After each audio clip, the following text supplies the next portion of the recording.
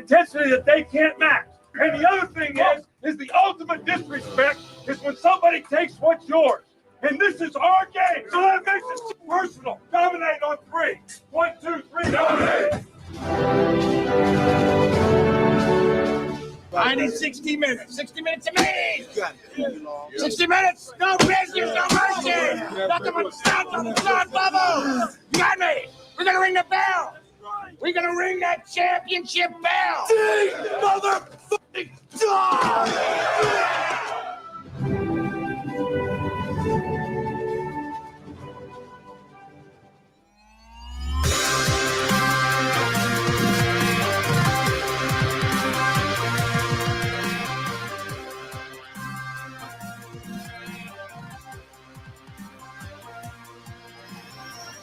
Here comes the pressure. Penix fires over the middle, and it is intercepted. Mikey Sainristil going the other way. The legend of Mike Sainristil continues to grow. JJ takes the snap, flips the ball to Roman Wilson after he takes a knee, and Michigan, the Wolverines, have won a national championship. First and goal. Mahomes flings it. It's there! Hardman! Jackpot, Kansas City! This was the Andy Reid special we talked about. He was saving all day. He's going to fake a motion to go across. And at that moment, he turns and goes back Hardman, who they didn't have, right? On this touchdown throw to Mecole Hardman, who started the season as a Jet.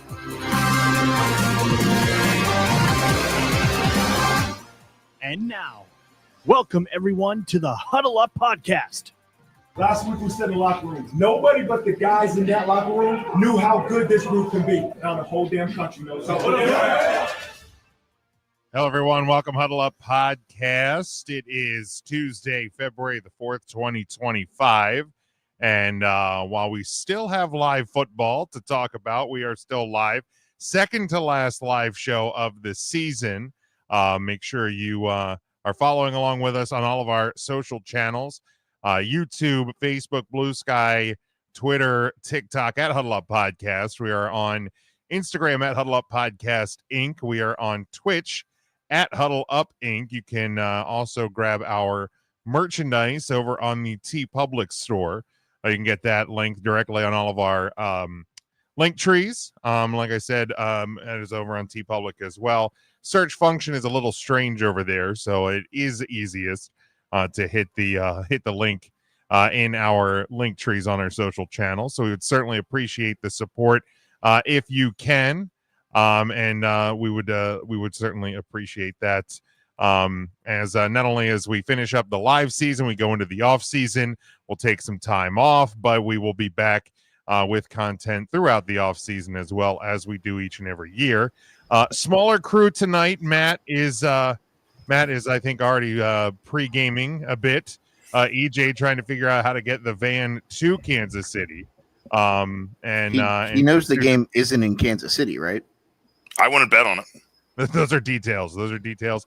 He probably has not thought of. Devin checking in with us. What's going on, Devin? Hope you are well this week, bud. Yeah, so I'm not sure what and student of the game Kyle Nash on assignment, so he is doing his student of the game thing. So it's just Mikey B and Sean. So we'll start up top here. Mikey B, how we doing this week? We're good. Before we get into all the fun football discussions, would like to send my condolences to the Woods family on the passing of Tiger's mother earlier today. Oh shoot, I missed that, man. Yeah, I did too. Yeah. He posted it on Twitter about 1:00 this afternoon. Came across the tweet. So thoughts and prayers to Tiger and his family. I know she's been the rock of his existence since his father passed away. So thoughts are with them. Yeah, for sure, man. It's a bummer, but yeah, plenty of football stuff to talk about. Sean, how we doing this week? You got all the green. They're behind you. Need more.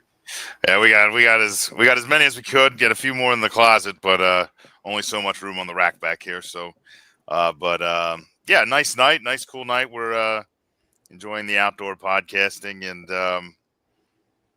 man, this is a long 2 weeks. I'm in the middle of what feels like football purgatory right now. It's a dreadful 2 weeks to wait, but we're on the home stretch. it's kind of been the story of your last month, because after the Sugar Bowl on January 1st, it was 9 days off until the Orange Bowl. Then it was 9 days off until the national championship, and then you had one game to at least cool down your pain from that. And now you've had a couple of weeks off there, so there's been a lot more waiting than football in your life in the last month. Yeah, been a lot of waiting, but when it's this time of year and it's the festivities are upon us, if you got a team in the mix, I'd rather be waiting than not waiting, I suppose. So we'll see how it goes. It could be worse. You could just not be there at all. I know what that's like. Devin says he has to pick up the slack for the others. Yeah, if you're watching along with us in the live comments. To be fair, Devin, for 2 of the 3, not really that heavy lifting. Yeah, so you should be. You don't have to stretch that much. I was going to say, please don't try to pick up the slack for one of them, because no, yeah, I don't even want your van trying to be driven through like a warm. Yeah, no, just nobody. No, it's fine. We'll get by. Yeah, nobody needs that. We'll be all right without him. But I did see, before we get into some of the things we're going to talk about, I saw yesterday Andy Staples, college football writer, gave his way too early prediction for the college football playoffs next year. And he has Notre Dame losing to Texas in the national championship. I'm just like, can I not be put through that again? Look, this year was great. I'm a lot less upset about what happened on the night of January 20th than I was the night of January 20th. But I don't need to go through all that again just to get hurt again. I mean, just to lose to the 37th Manning. Right. Don't get me wrong. I love the Manning. Well, most of the Mannings. Well, be prepared. I think in the off season, with Ewers out, there's going to be a lot of. It's going to be training. Texas. It's going to be so Texas much all Texas. day. Just so much Texas. It's going to be insufferable. Do you have the bracket in front of you? Can you I may be able to find it real quick. Can you just rip off the 12 real quick, because I want to see how bad this is. Yeah, let me see if I can find it real. Well, I'll look for it once we start the first topic here. Because I'm waiting for it to be all SEC, Notre Dame, and a Power 5 team. Yeah, Penn State. And Penn State. Yeah, forgot about that. Yeah, I'll see if I can find it here real quick. Aha, here it is. So, and student of the game, Kyle Nash, if you're hearing this anywhere, you probably want to just earmuff it for a minute, because you're gonna mute us for the next. You're gonna get big mad, I'm sure, at some of this. So his 4 teams who get a bye. He has Texas as the SEC champ as the 1, Oregon Big Ten champ at 2, Clemson ACC champ at 3, BYU as the Big 12 champ at 4. And then your first round matchups, BYU and Oregon. I think I feel like that's real high. He's okay. That's telling me that he believes somebody of quarterback prowess is transferring to Oregon. That has to. I guess. Yeah, so. It would have to be. It would have to be. Because right now Gabriel's gone. They got a freshman and a redshirt sophomore. They got to be bringing somebody in for them to be that high on his list. Yeah. So, and then BYU. I think that the Big 12 is really going to kind of be a toss up, barring what pieces landing in the transfer portal. Well, you got to. When I guess the pick there is that they don't blow it next year. Well, Arizona State loses. They did this year. Yeah, Arizona State loses pieces. Colorado loses their pieces. Yeah. Utah loses some of theirs. So it's addition by subtraction, I guess. So then your 5-12 matchup is Ohio State, the 5 seed, taking on Coastal Carolina, the 12. Huh? He has them, I guess, as your okay, hold on. Top G4 pick. Is this just EJ making this list? Well, it might be. Hold on. How is the Chanticleer fan the one that's so surprised that they'd be the 12th seed? Yeah. Shots up, baby. Your 6-11 matchup, Notre Dame hosts the Florida Gators. Wow. Your 7-10 matchup. Penn State hosts the South Carolina Gamecocks. I'm out. And then your 8-9 matchup, Georgia hosts the Illinois Fighting Illini. So there's 3 Big Ten schools, and none of them are Ohio State. No, Ohio State is the 5-12. They play Coastal. Okay. It was them Coastal. I missed who was playing Coastal. Yeah. So there's 4. There's 4 Big Ten teams, including 4 Illinois. or 5 SEC. including Illinois. 4 or 5. That's Illinois is the one that makes me go, Florida Illinois is makes the me, new Indiana? Question mark. Florida makes me confused. There's a lot of questions there. I get it, but only one team from the ACC. Again, yeah. I mean, well, there was 2 this year. Yeah, there was 2 they're from the American. They're from the American. Don't lie. They're from the ACC v. the American. Only one ACC, 4 Big Ten, 3 SEC, and you know what? I'm gonna be brutally honest with you. If that Illinois team isn't in the college football playoffs with this schedule, that coach deserves to be torched. Western Illinois, Duke, Western Michigan, at Indiana, USC at home, at Purdue. The only real challenge that I can see here, Ohio State at home, at Washington, Rutgers, Maryland, Wisconsin, Northwestern. Oh yeah, I mean USC could be a trip up game as well, but yeah. I mean, you're looking at 11-1, 10-2. Like you lose Ohio State, you lose one of those trip up games potentially at Indiana, depending on how they would be shake out of this. Yeah, that'd be. No, there'll probably be a preseason ranking. So yeah, I guess it's feasible. That schedule is almost like, hey, would you like a spot in the college football playoffs? Pretty Here much. you go. Well, send that list to Ann Arbor. Really fire people up. But yeah, so we will see that. That'll be one of our that'll be probably our first live show in August. Will be the college football preview. So we'll make those predictions then. But let's take a look now. Before we go into obviously the stuff with the Super Bowl, let's look back to championship weekend. I know it's been a couple of weeks, and we're not going to spend a ton of time on the winning teams because we will certainly talk about them enough in the preview for Sunday. But we'll start in the NFC title game. The Eagles, of course, eliminating the Commanders 55-23. But when you look at the Commanders, the big question in kind of the postmortem of that is they probably shouldn't have been even in the playoffs, maybe first round exit playoffs, but getting to the level that they did, obviously a huge success first year under Dan Quinn. I know in our NFL preview, I had them as a team that I thought could sneak into like a last wild card spot. I think I had the Cowboys in, but I said you take a couple of losses, wins and turn them into losses for Dallas. Washington wins a couple. They shouldn't. They probably get in. Not only do they get in, they weren't even the 7th seed. Sean, I'll start with you. Can this season be graded anything less than an A+ for the Washington Commanders?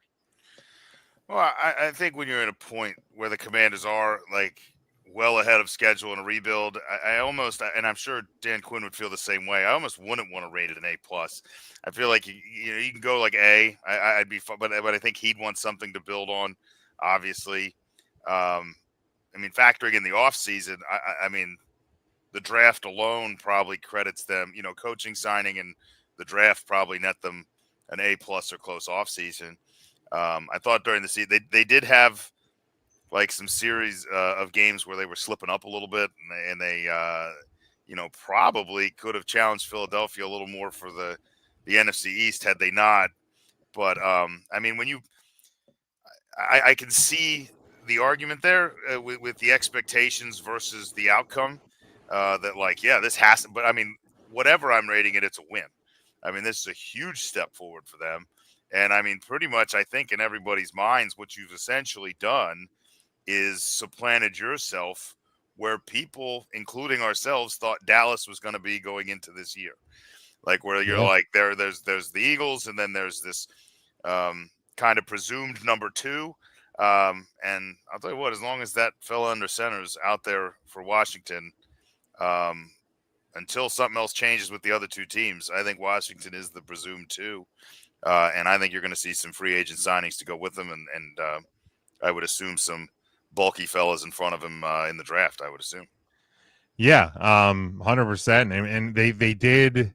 I know they brought over some free agent pieces. Nobody of real consequence. But pieces they kind of used to fill the spots.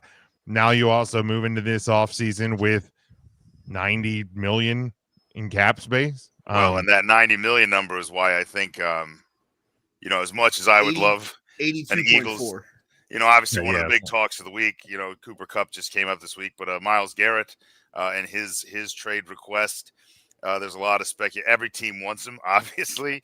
I would not be completely surprised to see a guy like Howie find a way to bend some cap space to get him.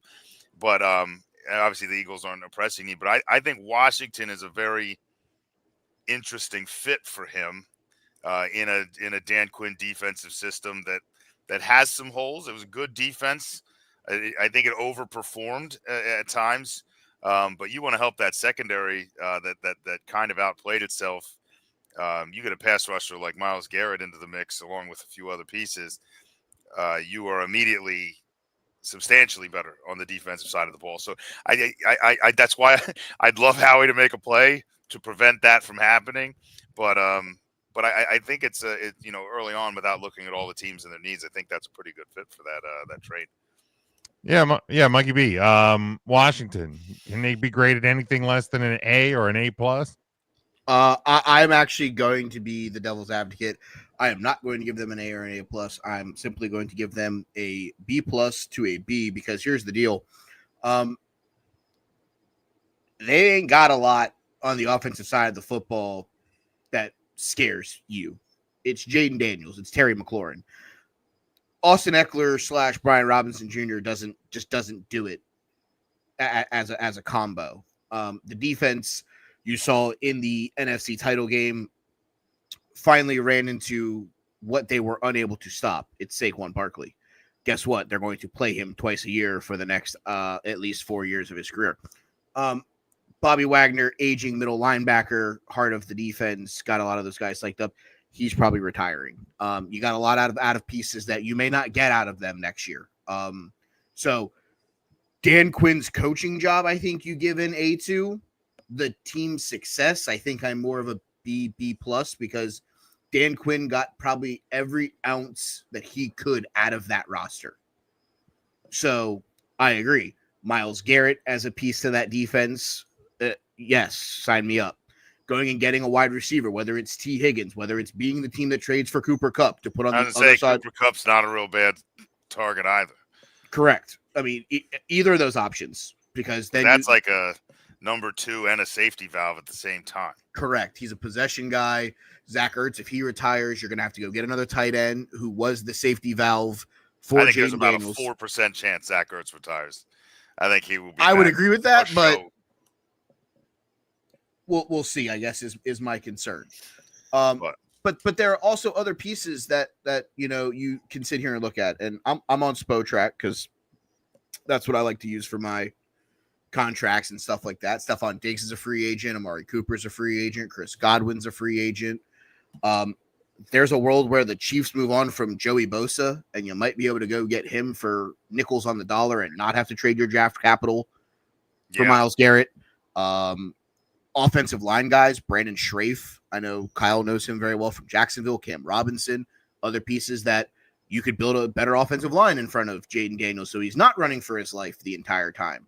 And you're going to have a back end of the first round draft pick. Is Ashton Genty going to be there? No, probably not. But maybe running back is a position that you look at in the second or third round to build up, to bring somebody in. There's some out there. There's some very good players coming. It's not as deep of a class as some years, but you could find one. Aaron Jones, Najee Harris, Jeff Wilson, A.J. Dillon, Nick Chubb coming off of the injury. Javonte Williams is an unrestricted free agent. J.K. Dobbins. Samaje I don't think J.K. Dobbins is going anywhere, but no, I don't either. Whatever pieces you're throwing around, I think the bottom line is Jim pointed out $90 million in cap space. We've obviously attributed the success to Jaden Daniels. They are about to load up. They're going to be players in the offseason. Because he's still on that rookie deal for a few years. You gotta load up now. And they're going to. So it should be fun in the NFC East. But I think what you speak to and what I speak to, maybe two ends of that question. Whereas, the A, I think when you're talking about the season and the success of the season, I have a hard time falling out of the A. If you're talking about the team and the roster, then yes, I'm with you. I feel like, you're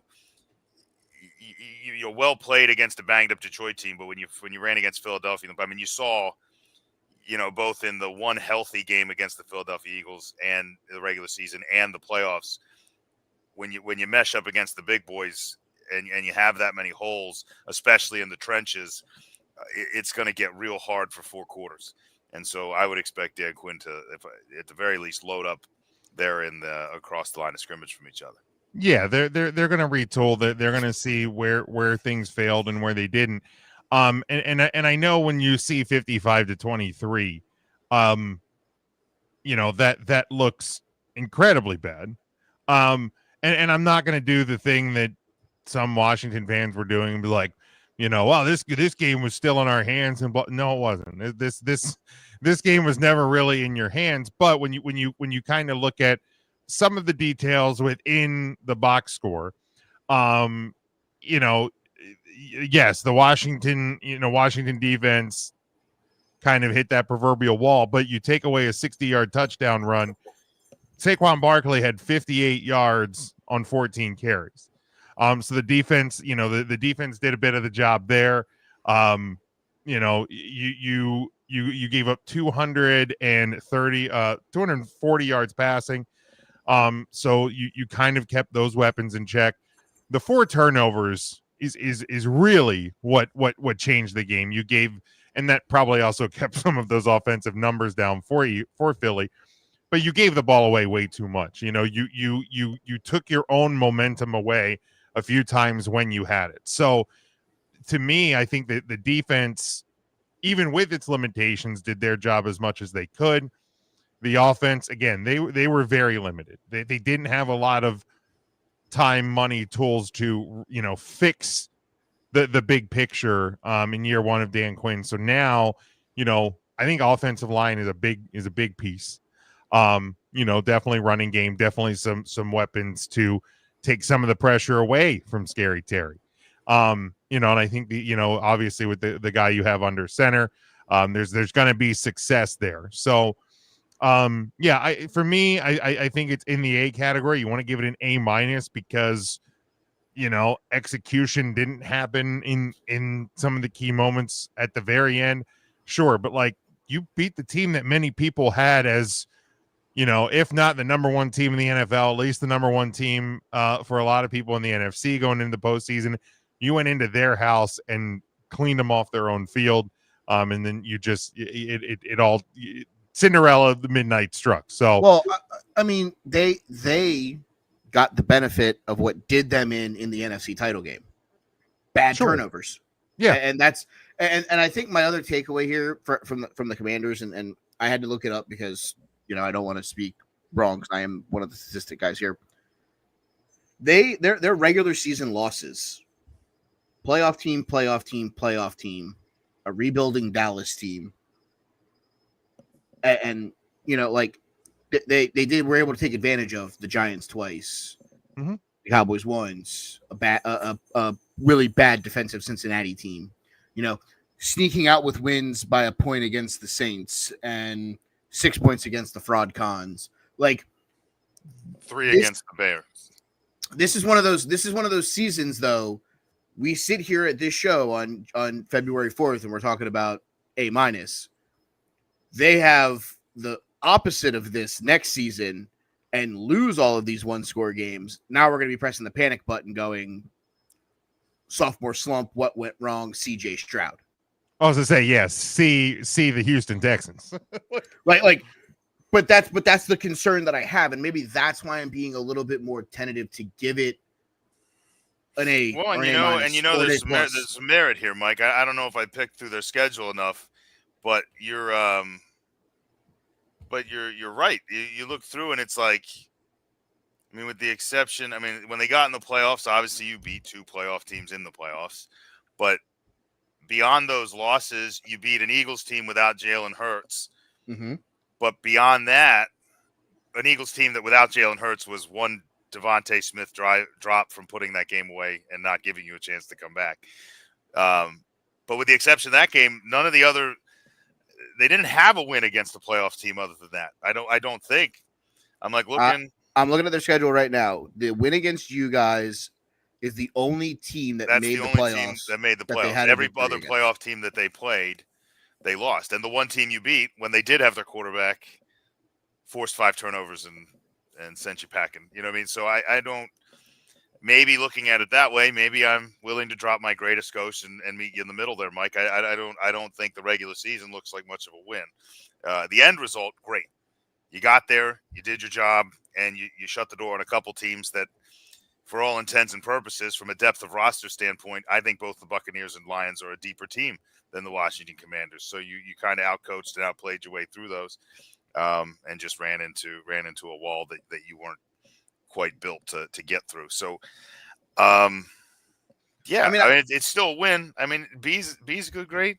Yeah, that's what I said. I think I'm at the B plus because it's a great start. But now it's got to be what's the next step.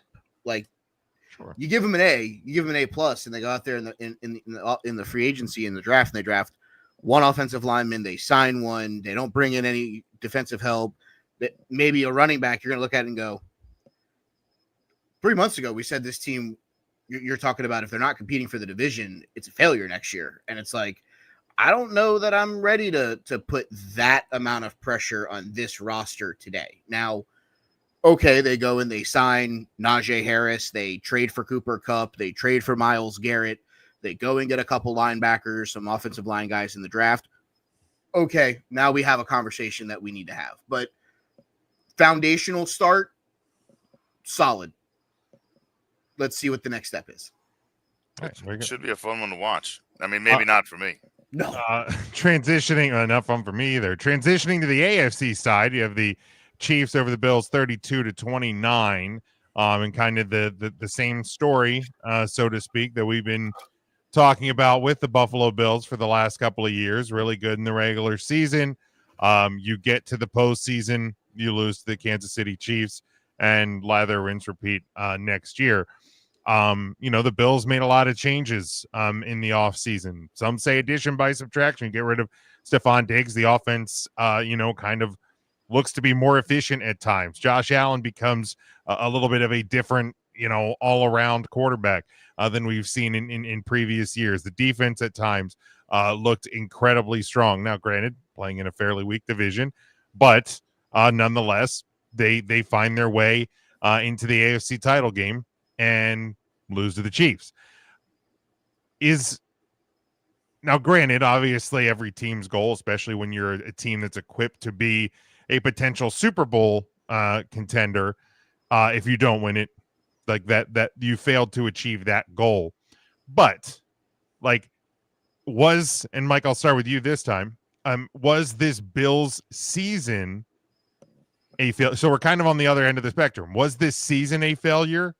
And given what they did in the offseason, where McDermott's at as a head coach, the ghosts not being able to be removed from Josh Allen's closet, was this a failure? And is the Bills Super Bowl window closed or closing? I will go ahead and say that it is not a failure. And I will say it's not a failure because I'm looking right now. Not one member of this panel took the Buffalo Bills to win the AFC East this year. Fair. No, but I had them in the Super Bowl. Yep. No, absolutely. You did. I have it right here. Was my Super Bowl. Mm-hmm. I have it right here. You're absolutely right. No, wait, did you? I think you had Eagles over Chiefs. Did I eventually take the Chiefs? I had the Bills in my. I think you inevitably landed on the Chiefs because that's what I have. EJ probably messed me up. Yeah, that's probably true. So, with that being said, what I'm at is, I don't necessarily know that it's so much a problem as it's you're gonna have to. he is Peyton Manning right now. And Patrick Mahomes is playing the role of Tom Brady. He gets there and he just can't get past Tom. And I think once he finally is able to beat Patrick, if he ever is, I think that opens the floodgates of it is possible. He can lose. He does bleed. You know, I don't think it's a failure. Will I say that it's a home run? No, I will not, because you had an opportunity to win that football game. You had an opportunity with the football, and you didn't succeed. And shout out to Steve Spagnuolo for dialing up a hell of a fourth down blitz that was fantastic. But I can't even be mad at, like, and a lot of people have, oh, well, the tight end should have caught it. You know how hard it is to stop 200 plus pounds from going one direction and dive back the other way and potentially almost make a game-saving catch. That would have been an unreal catch. Unreal. I think I see some of the people criticizing that catch, like, take a hit from like their 5-year-old niece while they're trying to catch a ball, much less, you know, an NFL defender. Well, unfortunately, I think some of the athleticism on the play to get as close as he did, like, cause it looked like it was a close play. Yeah. Like, it looked like when he should have had it. But if you watch how much work he had to do to get that close, more than half the tight ends in the league would have never turned around. No, you know, correct. So you know, it's not like Will Dissly's making that catch or getting anywhere near where, you know, it's just not going to happen. You know, no, not at all. And I think that's my takeaway. You know, Isaiah Likely maybe like maybe gets close, but has a foot out of bounds somehow. Just a big toe. Just a toe. But like that's my issue is, you know, the fourth down spot that has social media uprising. Like, it's bad. But all of the negativity aside, all of the Chiefs got help aside, they still had the football left with 2 minutes.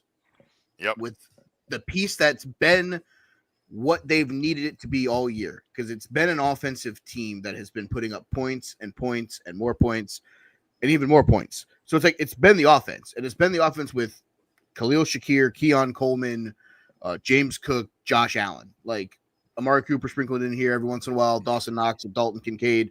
But like, why wasn't James Cook on the field that last drive? Like, the coaching decisions and Sean McDermott, I think, is what needs to be looked at, not Josh Allen getting them to the AFC title game, not Josh Allen winning a division that he was pretty much left for dead for this year. The Bills team, I think the year's successful. Sean McDermott may have Dan Campbelled himself. Right. Like, is McDermott the problem? Is you know? I mean, I think there's a real conversation to fire him, but I think there's a real conversation to be had. Yeah. So, Sean, same question to you. Bills season failure, and is the window closed or closing? Well, and maybe it's a little devil's advocate here on my end this time around, but I think the season's absolutely a failure. I think this is a team. It's harder because, you know, on the other side of the league, you know, you have a team like the Eagles that goes out to get to Saquon Barkley. They add pieces, they add coordinators. They start and the Eagles very much were Super Bowl or bust. I think, looking at the division and looking at the conference, the Bills were supposed to be in that kind of same driver's seat, Super Bowl or bust, and I feel like for as close as they've been, that was the goal, you know, no brainer. But then, like you said, the addition by subtraction, some of the, you know, we made fun of Dallas for a good part of the year for a lackluster offseason. I would argue that with the exception of, yeah, I mean, it was, but I feel like the Bills offseason was somewhat lackluster as well. I mean, I'm not saying Stephon Diggs was going to be the Stephon Diggs we remember from several years ago, but he was at least somebody when push came to shove and Josh Allen knew the blitz was coming and Josh Allen was in a spot where he needed 6, 7, 8, sometimes more yards. He at least knew Diggs was going to give him a shot and almost be a surefire to be open at some point. And I'm not sure Shakir played very well. I think he played admirably. I think if he had a Diggs or someone like that on the other side, Shakir's an outstanding 2. It would have allowed you to put Keon Coleman, the rookie that again, when healthy, looked very good. You could have kept him in the slot, which I think he looked more successful at anyway. So to just abandon the number 1, that's the Peyton Manning comparison. I like it from a can't get over the hump standpoint. But what the Colts never did was go, hey, Peyton, we're just going to get rid of all your stars at wideout. It's just it's going to be Dallas, Clark, and 1 running back. I don't feel that the effort on offense was there. And he did not have a receiver eclipse 900 receiving yards in the regular season. Who's that? This year, Buffalo. The Bills? Yeah, I'm looking at it right now. That's not a surprise. Great, Bob. Because at one point in fantasy, I had in one league, I had Shakir and Coleman on the same roster, just waiting for one of them to be the guy, and then I realized there wasn't going to be a guy. I wound up cutting both. Just do it. In fact, that was Jim's league. I wound up winning that. Khalil Shakir, 76 catches for 821 and 4 scores. Keon Coleman in 13 games only had 29 receptions. Yeah, they went for 556 yards and 4 scores. And a couple big plays and a couple big goal line plays, and I think that's but that's something he can do out of the slot, to take away the number 1. And then I don't think Allen's numbers, as good as he looked and as much of an MVP as he looked, putting a team on his back, the numbers weren't there. They didn't feel like Josh Allen numbers. The rushing numbers, sure, but I didn't see a lot statistically, passing yards wise, at least midway through the season, that I was like, wow, this guy's lighting the league on fire. I mean, people got excited by the look of a 13-14. Yeah, winning and losing, it was. But it felt kind of Pat Mahomes-ish, a step back, but still winning. 63.6% completion ratio, 3,731 yards, average 219 a game. 28 touchdowns, 6 interceptions, QBR. Yeah, the touchdowns to picks is still a very Josh Allen stat, but I mean, the number of touchdowns I think is a dip, I would guess. Now he may just have made up for them with rushing touchdowns. I'm not looking at him in front of me, but it just seemed odd. And then to 12. Yeah, there you go. Yeah, but the other thing is, a lot of people will also talk about his beginning half of the year, where he didn't throw an interception until October 27th on the road in Seattle. A lot of people just fell in love with the fact that he wasn't turning the ball over. Yeah. Sean, you're muted. You either unplugged yourself or something, because I see your lips moving. Yeah, I don't there know it is. how I bumped There that. he is. I don't know what happened there. Found him. Weird. I'll have to watch that. Must be a hairpin trigger there. But yeah, I think the yardage total, seems like a dip. The interception number, obviously, that's kind of his shtick. And sometimes not having the number 1 may help that interception number, because your number 1 corner and your shifts on defense, you don't know where to go because there really isn't one. There's no star to go get. It's just go after Josh and hope for the best. But I think the Bills and McDermott hang their hat on being a defensive team, and I've kind of beaten them up a little bit all year, that I've felt that, yeah, they forced a lot of turnovers, and that helps.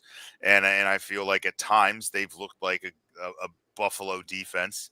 But to have a couple of games where you're in a shootout with some teams that you probably shouldn't be in a shootout with, the Rams one specifically is the one that sticks out to me. I'm not saying the Rams don't have a good offense, but if you're the defensive mastermind that McDermott claims to be, that shouldn't have happened.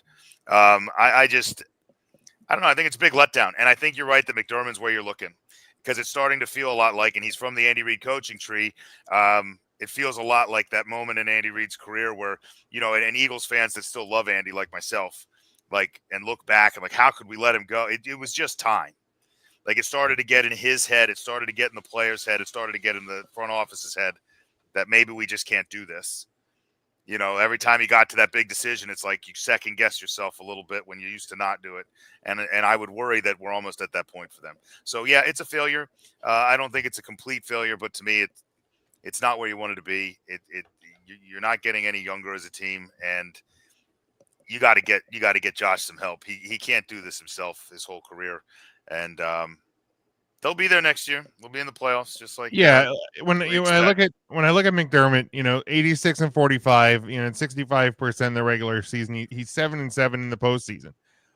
They've made it to the postseason 7 out of 8 years. But you're literally a 500 team once you get there. So again, I'm not suggesting they go out and fire him, but I will treat him the same way that I say Ravens fans can treat John Harbaugh, and Steelers fans can treat Mike Tomlin. That's exactly where I would like. Gone, yeah. At some point, regular season success and being good in the regular season can only go so far.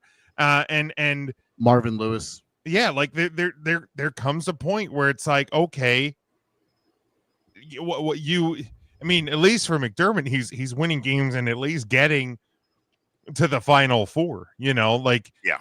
It's kind of just it's that same old story. And for me, Buffalo, if you want to say failure, I'm not against it. If you want to find a different term, if you want to find different verbiage, I think for me the bigger issue is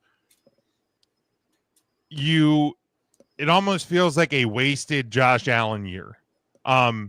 Because he's kind of in the prime right now.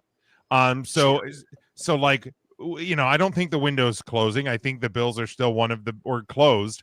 I think the Bills are still one of the best teams in the AFC, but you have now wasted a Josh Allen prime year when you kind of bought into your own hype a bit. And I feel like that's what ended up costing you in this game. So if the Bills actually find a way to win, do they beat the Eagles? I don't know. But at least get there and find out. Sure. I'm with Mike. Yeah, I don't know what your take is on it, Jim. The, bad spot, question mark, lack of penalty. I thought the game was called fairly clean, and was that a first down? Maybe. Was it also a very predictable fourth down play, especially with what you've been calling in the last several weeks?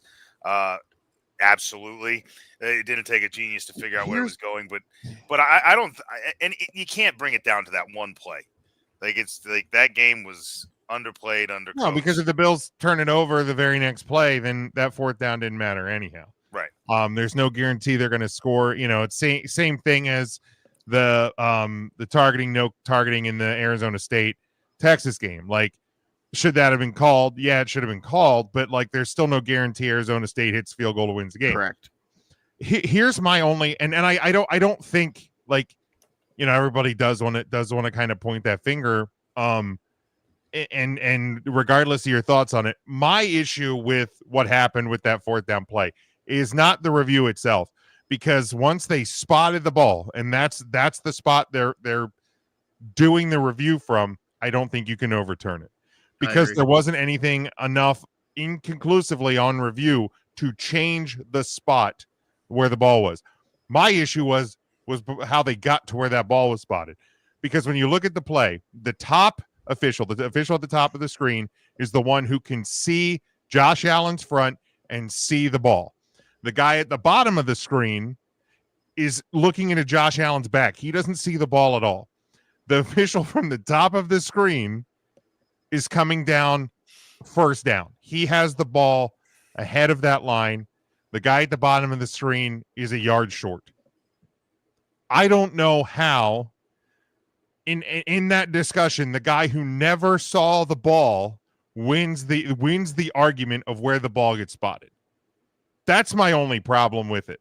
Like, you want to go to review, maybe where the guy would have actually put it on the ground, it still would have ended up like the note card short or whatever, like they did with the Cowboys and the Raiders that one time.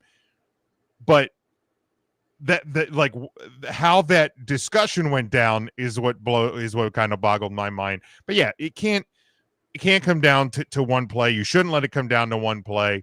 And yeah, you should have been more creative on that fourth down. But that puts the close on the championship weekend. Bills and Commanders, as they say in Happy Gilmore, better luck next year. And before we get to the and Devin did say that one of these seasons he thinks the Bills are going to figure it out and beat the Chiefs.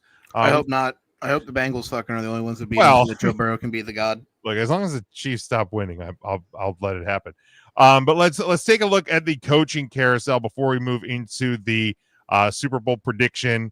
There are 7 teams who have made head coaching changes. We still have one in waiting. Would certainly seem like the Saints are probably looking Kellen Moore, given that he's the only other candidate that is not able to be hired yet. Shoot him to the moon. But Chicago Bears, Matt Eberflus out, Ben Johnson in. Dallas Cowboys, Mike McCarthy out, Brian Schottenheimer in. It was going to be bad either way.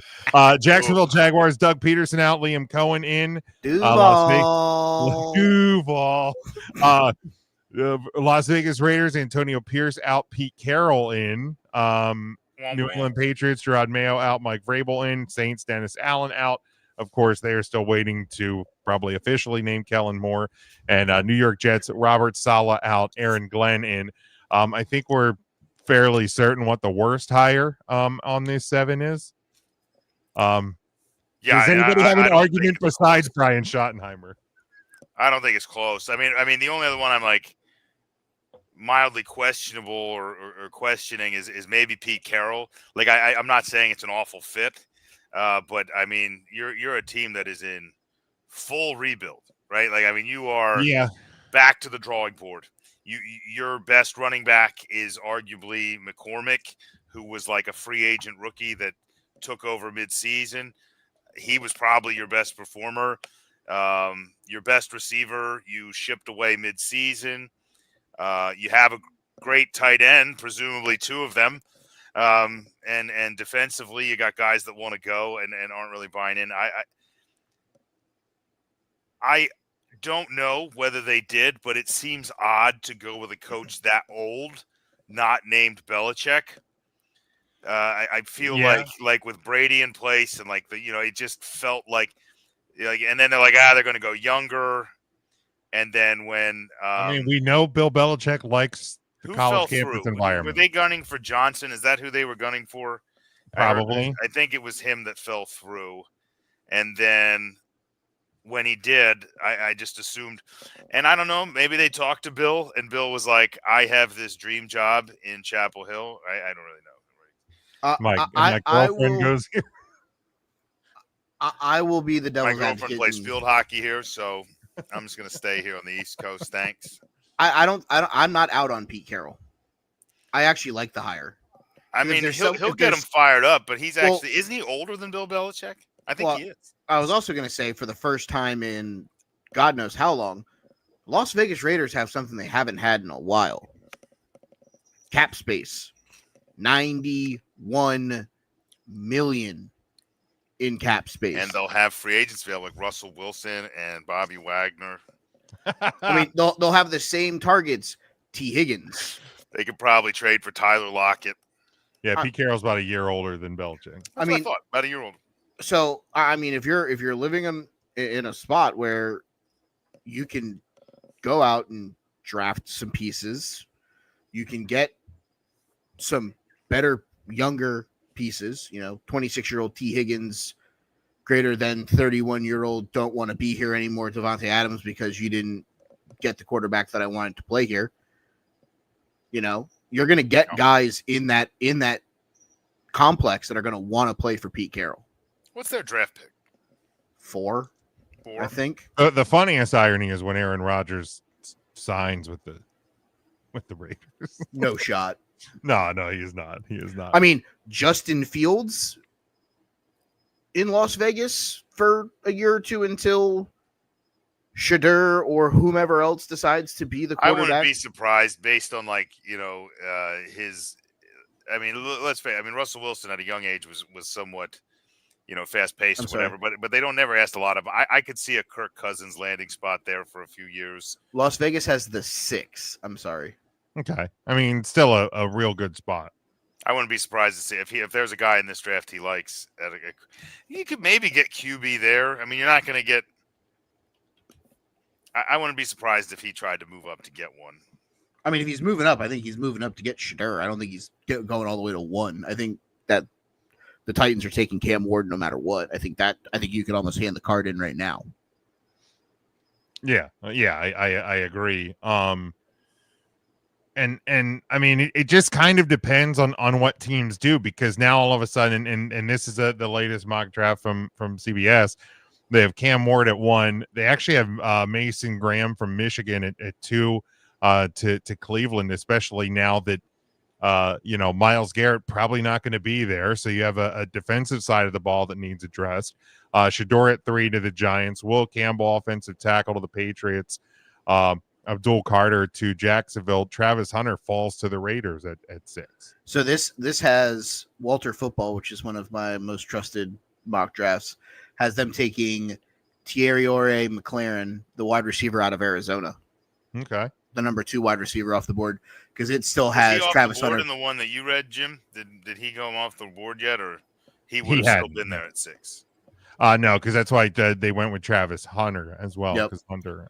So this one somehow has Shedeur at 1, Cam Ward to Cleveland at 2, Travis Hunter 3, Abdul Carter 4, Will Johnson seems loony bird. Will Johnson from Michigan 5 to Jacksonville, McMillan to the Raiders at 6, and then Graham falling to 8 to Carolina. Okay. Well, there's some good receivers. I think there's a good chance one of those receivers falls to 6, and that might be Carroll's thing, because I mean, quarterback's not an emergency position. I mean, obviously it looks like it on their roster, but there are names like Kirk Cousins and some veteran guys. Let's be honest, like you too, said, Sam Darnold's going to be out. Darnold's going to be a candidate. I mean, he's going to go somewhere. Either that. Look, I think they tag him. I don't think they do, because it's either going to be JJ McCarthy or Sam Darnold in Minnesota. And if it's not JJ McCarthy's getting traded somewhere. So that could be a potential landing spot there, because you can get a rookie, or a basic rookie on a year 2 rookie contract. So he's not going to cost you a lot of money. And you can go from there as well. So yeah, the Pete Carroll, I think it's an interesting pick. I honestly think I would have thought Carroll to Chicago, because they're a little bit more ready, and Ben Johnson to the Raiders would have been a and I think that's the surprise, is like how close do you feel you are, and maybe with Brady, some new ownership, some of this shit, like they're going to be super aggressive, and if they are, then it makes a little more sense. I got to find a way to lock in Max Crosby though, because it feels like he's. Oh my God, yeah. Well, I mean. And maybe that big defensive name, Carroll, Legion of Boom kind of mentality. Like maybe Carroll can convince him to stay and be like, "We're going to get you some help." But I mean, last offseason they brought in Christian Wilkins. I mean, yeah, they're willing to put other pieces in the defense around him. They should have money. Like they should have some money. So let's go spend it. But I mean, they're paying $60 million to Crosby. I mean, I think the opposite. The best hire on this list is fairly obvious. It's the one that, like, I think the last hire should have been in New England, should have been Mike Vrabel. I thought that was a shoe-in. The previous hire. Are we sure that Vrabel just didn't want to coach last year? I mean, that must have been. I mean, maybe it was like, we'll try him out and see how it goes. And it's yours to hold. And then he did like the same thing, and they're like, nah. Vrabel wants to coach. Yeah, Vrabel to me is the absolute. I think Vrabel is the next full-time coach of the New England Patriots from the get-go, and rightly so. Worst hire is the one that hasn't been made yet, because it's going to end up being Kellen Moore. And I think there's a chance they don't get him. There's a chance he just stays with LA. There's already been some whispers that the QB room in New Orleans, that Moore doesn't like it. That it's not good. Who is Kellen Moore to be judging a quarterback? I don't know. He just doesn't like it. I didn't say it, and I didn't hear him say it, but I've read reports on 2 different sites. Could have been the same guy putting it out there.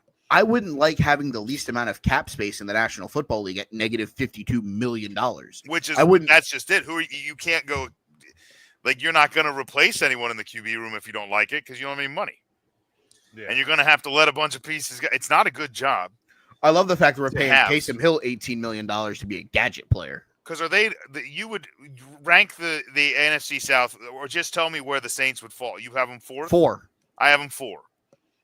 In At what best, was the worst division in football going into last year. At the absolute best, they're the number 3 team in that division. Yeah, and I don't even know which one they'd catch because I don't know who's gonna. Carolina, Atlanta. I think Carolina's the 3. Tampa's 1. I think it's Tampa, and then I think it's the 2 them, and then New Orleans. And Yeah, I think you're gonna see like the Penix Young battle in the middle, and then you're gonna have whatever's garbage is in New Orleans. Yeah, I think there's a chance he just stays. I mean, especially if the Eagles win. I don't actually hate it because. But I would think it'd be hilarious if they held out and then we're like, because he's not interviewing with them until after the bowl, which I like a lot. Like it's not like Arizona situation where your coordinator's spending part of your 2 weeks interviewing for a job. So I like that. Thanks for that, Kellen. That may have been an Eagles stipulation. It might have been. I mean, he was interviewing before other games, but I think this one obviously a bit more important. But yeah, that's so that's the NFL coaching situation. We will obviously see where the final piece. No Deion Sanders. Maybe he goes to New Orleans. He already wears black and gold. I mean, you're not gonna get his kid there. No. So I think that's easily out the window. Deion will be back at Colorado at least for one more year. But let's go ahead and talk about the game on Sunday. One game left as we see there's a game on Sunday. The playoff bracket in front of us. It is Super Bowl 59. Superb Owl 59. So this Sunday, 6:30 Eastern time on Fox from the Caesars Superdome in New Orleans. That's why our backdrop is Bourbon Street this week. You have the number 1 seed in the AFC, your AFC champion Kansas City Chiefs, 17-2 on the season, taking on the Philadelphia Eagles, the NFC champion, number 2 seed in the NFC, 17-3 on the season. The Chiefs are a 1-point favorite currently, so really kind of a coin toss game there. Your over-under on this one is 49. Before we talk about actual picks and picks against the spread and all of that, we did this for the College Football Playoff National Championship. I think the exercise went well. So let's do it again for the Super Bowl. Sean, I'll start with you for this part of both sides of the coin. I'll let you put the stamp on the Eagles side of it. But the Kansas City Chiefs will lose if what? The Kansas City Chiefs will lose if they fail to keep it locked at least a 1-score game.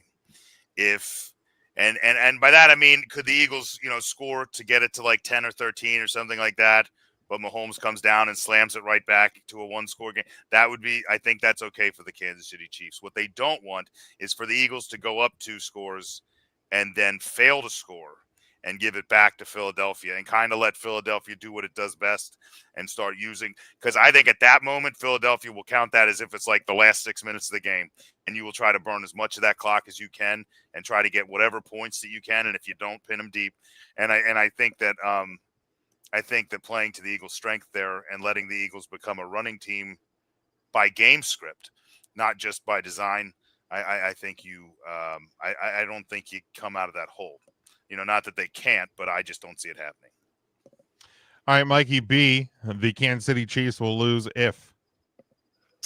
The Kansas City Chiefs will lose if they are unable to get the intermediate pass game effective. I don't think you're beating the Philadelphia Eagles over the top. I don't think that their offensive line is going to be able to contain the front 4 of the Philadelphia Eagles. So they're going to have to get the ball out of Patrick's hands quickly, to Kelsey, to Worthy, to the running backs out of the backfield, whether it's Pirine or Pacheco or Kareem Hunt. They're going to have to almost dink and dunk this thing down the field, because I don't necessarily know, with the exception of Xavier Worthy just running by somebody, that they're going to have all the time in the world to just let these guys get open running 15, 20-yard down the field routes. The Eagles' defense has been good all season about getting pressure on the quarterback. I don't think it changes in this game. So if you're the Chiefs and to win this game, you got to get that middle ground, that middle of the field offense going. If not, you're going to lose this game. Yeah, for me, the Chiefs lose if they think they can win a shootout. Look, I mean, the over-under at 49, if you're the Kansas City Chiefs, you want this game to be under. You're not the offense to win an offensive shootout with the Philadelphia Eagles. You're just not. You're that like we've talked about it not only this year, we've talked about it last year. The Chiefs, despite having what some people say and think is the best quarterback of all time, you are a defensive team first. So you have to let that be your identity in this game if you want a chance to win.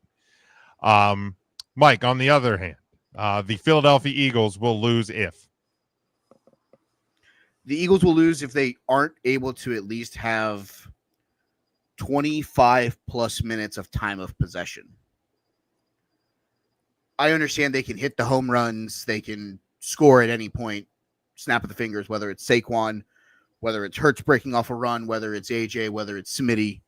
Any of those guys can break free at any time. But, as alluded to by the Eagles fan Sean, I feel like their first drive of the game, their last drive before the half, and any drive they get in the fourth quarter, they have to think of it as a 6+ minute drive. They've got to hold the football and not let Patrick get the football back. Now, if they're up multiple scores, like Sean has alluded to, would be bad news for the Chiefs, then obviously you're gonna have that mindset. But I would still have that mindset in a 1-score game, because the more that I can keep Patrick Mahomes II on the sideline, the better chance I feel I have of winning the football game, even though my defense is great, because I don't have to worry about anything other than hold on to the football. Yeah. For me, the Eagles will lose if Chris Jones takes over the game. Because that defensive front for the Kansas City Chiefs can disrupt things. So you're going to have to become creative in the offensive game. Even though you have the best running back in football, or at least one of, you have a dynamic quarterback. You're going to have to be creative at the line. If Chris Jones, starts taking the game into his hands, I think that plays into what the Chiefs want to do. That's going to get the Eagles offense off the field. And that's going to let the Chiefs offense get to work. And try to, keep the Eagles offense away from the field as much as possible. So I think that will be a problem for the Eagles if they let it. Sean, the Eagles will lose if. I'm gonna stay away from the obvious one. I think a lot of what all three of us are going to mention are going to point to the obvious: if the Eagles can run the ball or if the Chiefs can stop the run. I'm going to stop because I mean obviously that's where my brain goes first. But I think for me, the Eagles will lose if they lose the turnover battle. I think the Eagles are an opportunistic. They're not only a great defense at limiting yards and at getting to quarterbacks and at not leaving receivers open.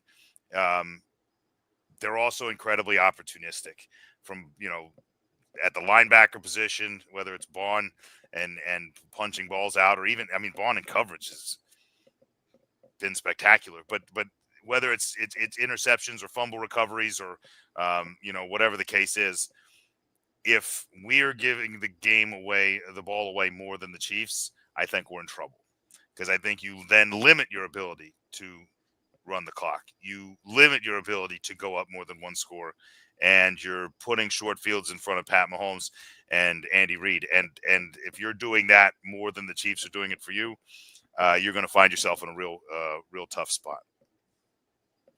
So, not to derail it to hockey, Ovechkin might have just scored an empty netter. It went in as the puck. They're going to have to look at this on review. because it was real darn close. I don't know if they awarded it or not. I'll keep you up to date on that. Devin said the Eagles will lose if they use the tush push too many times.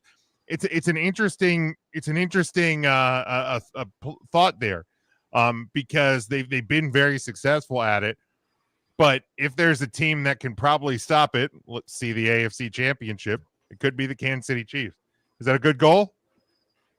Caps Twitter says it's an empty netter with 0.1 left, baby. Let's go. So that we're down to 17 away now. 17 away. Incredible.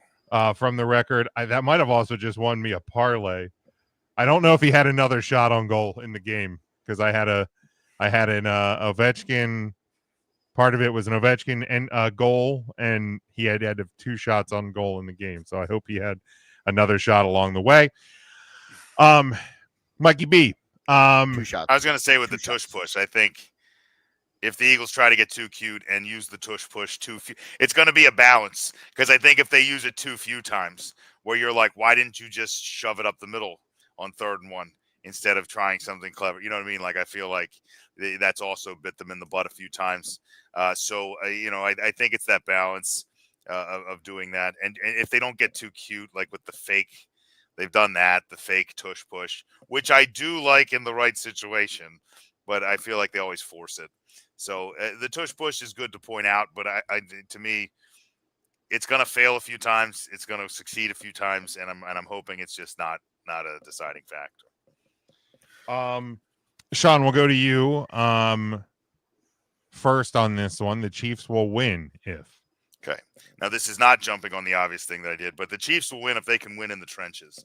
If they can, I think the Eagles, in my opinion, are the best team on the line of scrimmage on both sides of the ball in the NFL. When you factor in offensive and defensive line, I think the Eagles have one. I think we have the best offensive line in football, and I think we have one of the best defensive lines in football.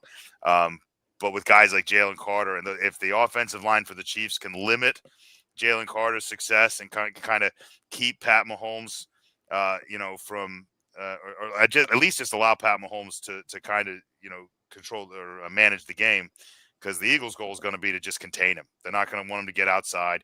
You're going to want to get there and disrupt him like you do against any star quarterback. But if the Chiefs can push the Eagles around, I would say even just over half the time. Doesn't have to be dominant. It just has to be not dominant the other way.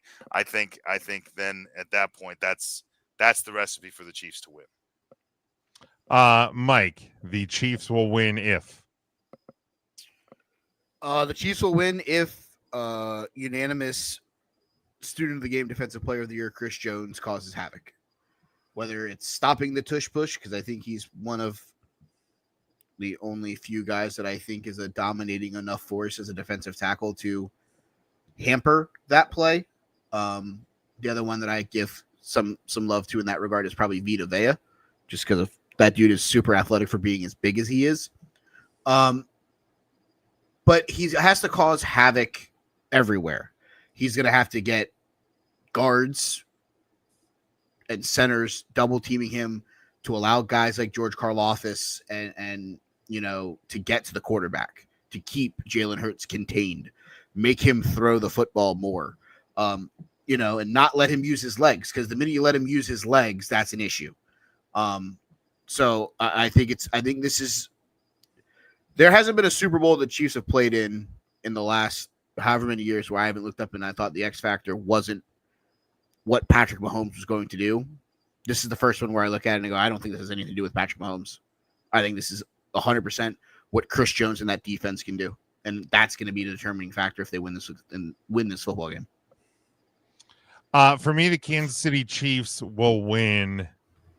Obviously, besides some of those obvious things with the defense, if Patrick Mahomes converts 3 or more, like 3rd and long or 4th down plays, because as great as the Eagles defense is, if the Chiefs offense, despite their limitations, starts to do some of those things that we have seen them do at critical points of the game, some of that,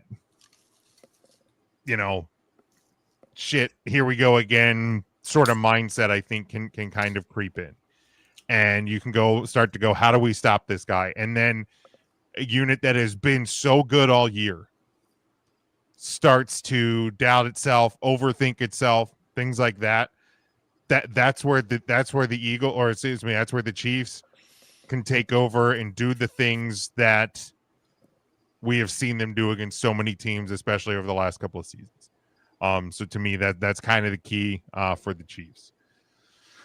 Mike, we'll start with you on this one. The Philadelphia Eagles will win if the Philadelphia Eagles will win if they win the turnover battle. Force a turnover. You got to get the football back as many times as you can in this game. You watched you do it against the Commanders on your own home field. You turned pretty much all of those turnovers, if not all but one of them, into points, whether it was 3 or 7. You got to do it here. You got to do it on the biggest stage. You got to find a way to get as many extra possessions as you can. And now, does that mean it's going to be Mahomes throwing interceptions? No, probably not. But punching the ball out, keeping I guess there's it's a two-part bit here. Contain whoever has the football. If it's Xavier Worthy gets the ball and, you got one guy that wraps him up, get 3 or 4 more guys to the ball as quickly as possible, because he breaks out, he can run away real quick. So I think like it's a compound thing for me. Turnovers and contain whoever has the football. Yeah, for me, I mean that was going to be mine. I'll expand on it a little bit. Because I do think that if they win the turnover battle, they do. To me, the Eagles will also win if they convert turnovers into points, especially if they do it into touchdowns. Because again, now I talked about some things with the AFC title game. Look at the NFC title game. Like, was the game quote unquote close? Not really. Was it 55-23 blowout level? I also think not really. But the key there, 4 turnovers, and you turned those turnovers into points. You made those turnovers count. So not only does it stall an offensive drive, but now it makes that next one that much harder. So for the Kansas City Chiefs, when you're already probably the lesser of 2 offenses, if you turn the ball over and the Eagles then, that's taking away a possession, then they add points on top of it, that makes the job that much harder on both your offense and your defense. So if you can start to add those up, it's going to hit a point that the Chiefs can't recover from. Sean, the Eagles will win if.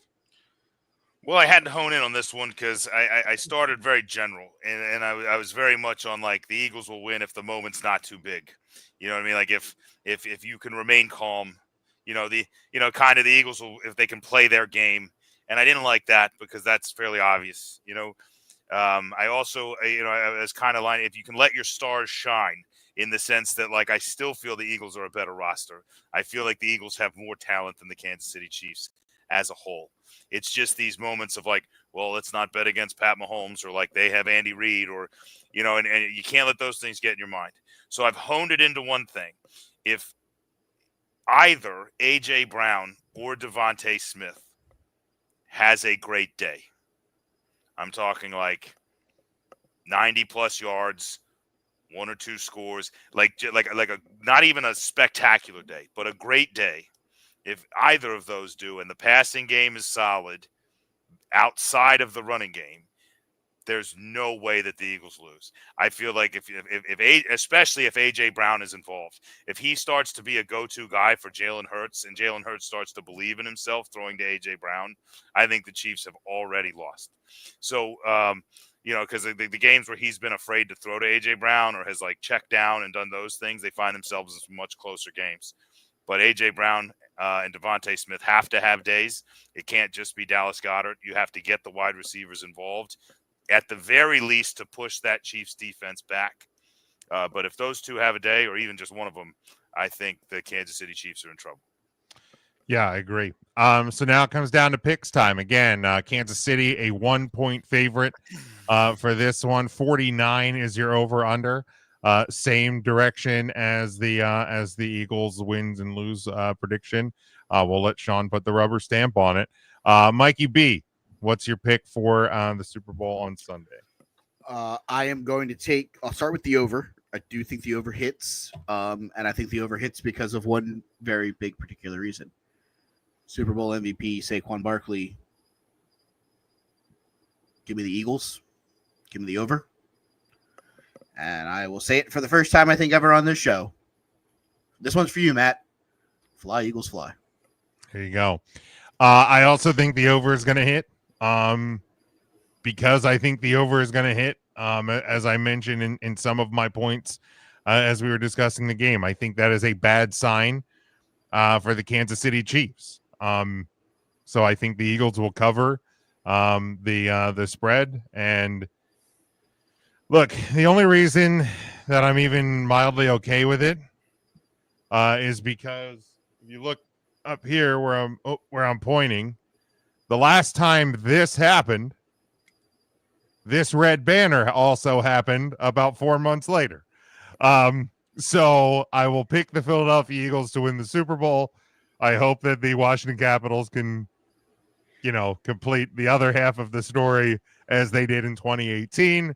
But I do think that the Philadelphia Eagles become a 2-time Super Bowl champ this Sunday. Sean.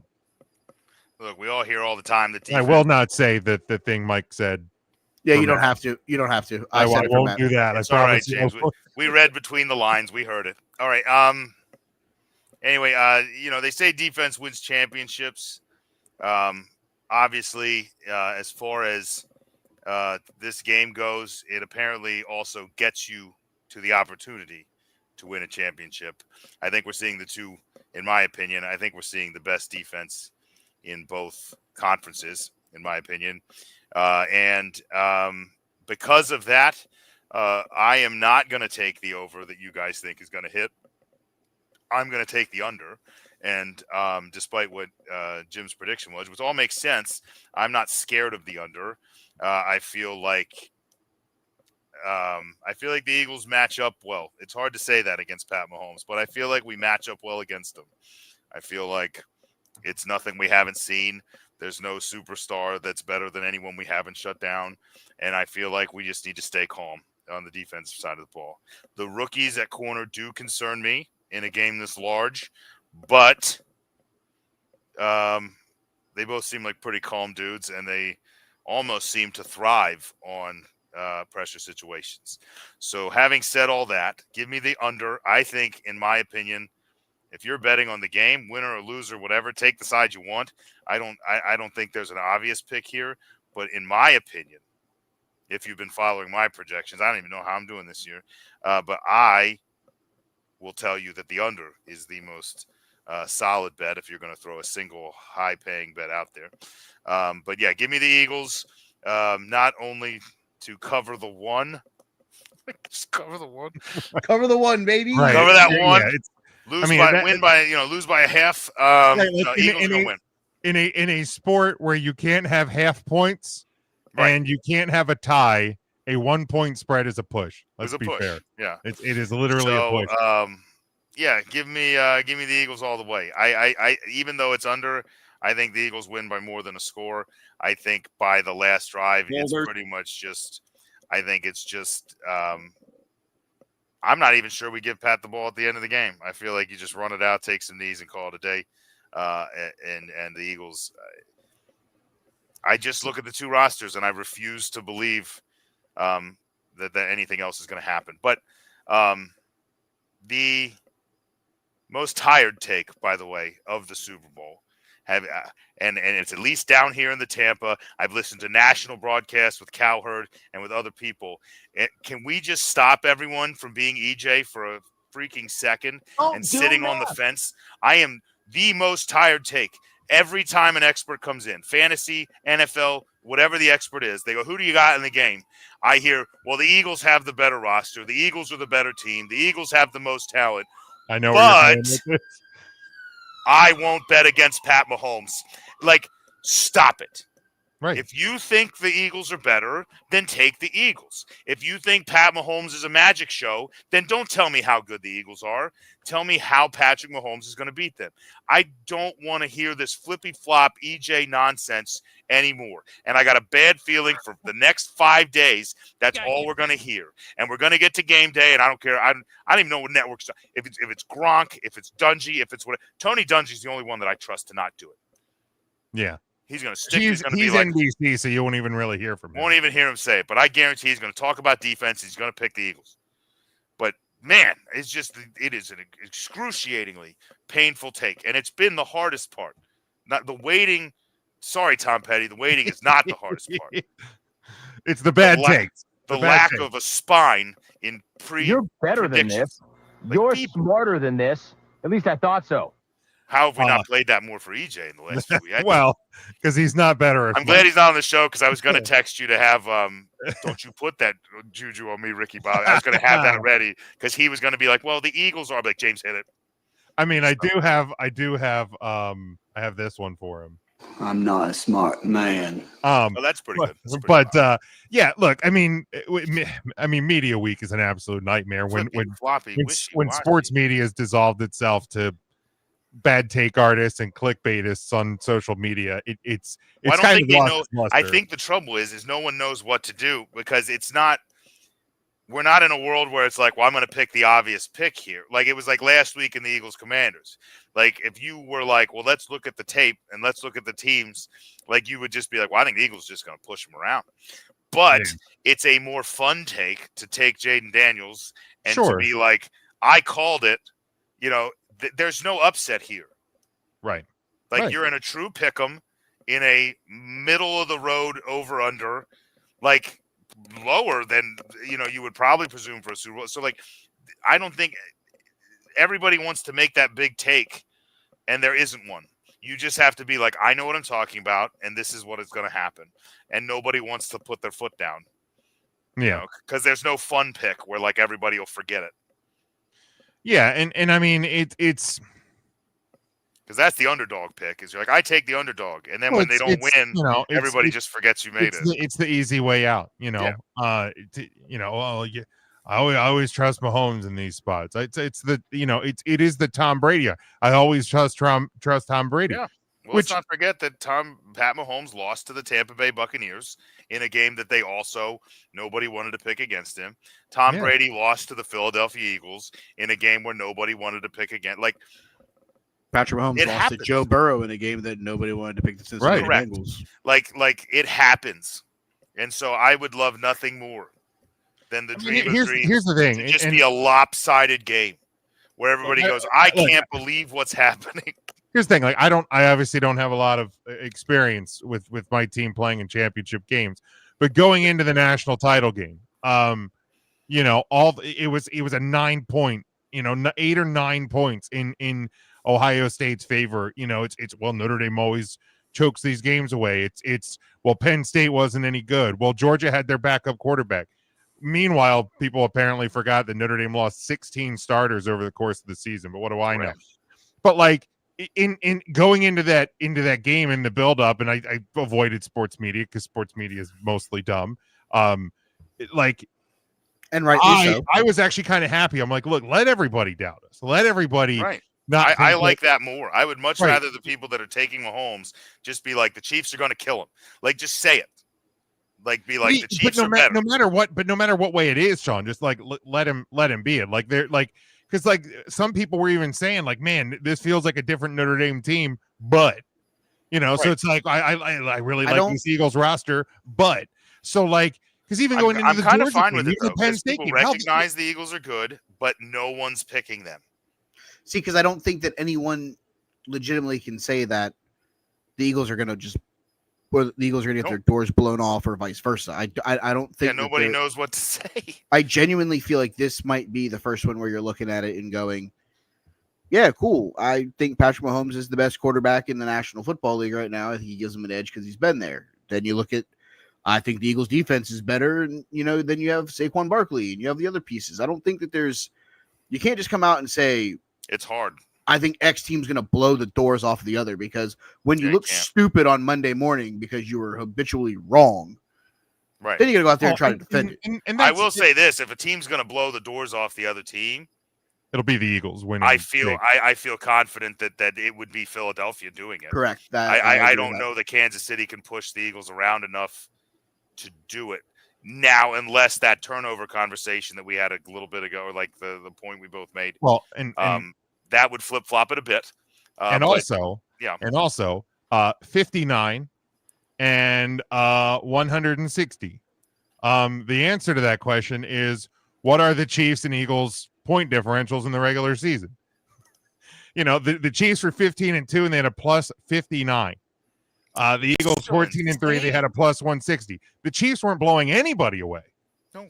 All year. So yeah, the Chiefs are not going to blow. By the way, is the biggest takeaway from the Buffalo game. To me was it wasn't a fourth down. It wasn't a should have been incomplete. It wasn't any of that. The point is, you are a defensive team, and the Chiefs scored more points against you in the championship game than they scored in any game all year. Right. Yeah. And if you just hold them to their norm, you win. You win. Yeah. And they couldn't. So yeah, like if I'm the Eagles, I'm fine with people saying that. And I think, like, as lazy as the take is, when it is a close game, that's what people are going to do. It's this. Right. I mean, Tom Brady had 97 fourth quarter comebacks or whatever the hell it was in his career, and that's why people would go like, man, if this is a one score game, I'm giving the edge to Tom Brady. That until you prove it otherwise, they're going to continue to do that. With Patrick Mahomes. The difference would be in the Chiefs scenario, in a close game, you know, when it was Tom Brady, I was scared of Tom Brady. And I was scared of whoever their coordinator was, but it was Tom Brady. Against the Chiefs, it's like, sure, I'm scared of Pat Mahomes, but I'm even more scared of Andy Reid. Because he draws up a play that plays to you. He's been watching you all day, you know, and he will figure out, he's like, if we run this play, that corner's going to bite, and he will make you pay for it. So, and you know, to close up the thought, like when I was talking about the over/under number, I love Andy, but I'm gonna have to hate him. Like I don't think the Eagles should be scared of a game that goes under. My only point was the Chiefs should be scared of a game that goes over. Like Correct. the Eagles can win either way. And that's the better of the two takes. Yeah, the Eagles can win either way. The Chiefs can't, in my opinion. Correct. So. Last thing before we close up, because we don't really have locks because there's literally only one. Lock game. it up. So it's going to be just the things we've just talked about for the last, half hour. But looking at some of the prop bets, going into this Sunday, obviously a fun thing, especially if you have no dog in the race, like most of us do. But just pulling a couple of the fun ones out of the way. I didn't get into any of the game stuff, like Saquon Barkley yard totals, things like that. But looking at some trends and numbers on the bets. Looking at the coin toss itself, tails has won 30 times, heads has won 28. So it's practically a 50-50. Tails has hit 5 of the last 6 Super Bowls. The team to win the coin toss and win the last team to win the coin toss and win the game was the Seahawks in Super Bowl 48. So teams are currently on a 9-game losing streak after winning the toss. So we'll see if that holds on Sunday. But of course, heads and tails both minus 105. Team to win the toss, that is minus 105 either way. Team to win the toss and the game. Yes is plus 310. No is minus 450. Again, looking at the past history there. Recent national anthem lengths. Last year was 102 seconds. The under hit 2 years ago. Chris Stapleton was 125 seconds, which hit the over. Your over-under on this one. Actually, I don't even know who's singing the national anthem, by the way. But your over-under line is 1 minute and 58 seconds. Will the singer forget or miss a word? Yes is plus 500. No is minus 800. Will a player cry during the anthem? Yes is plus 350. No is minus 600. Hit that yes, by the way. Chris Jones will cry. I will. Oh, absolutely. That is an easy win right there. You can tie it into a parlay. You can do it by yourself. but at plus 350. Now these numbers could change as well by the time you actually bet, but hit that. Yes.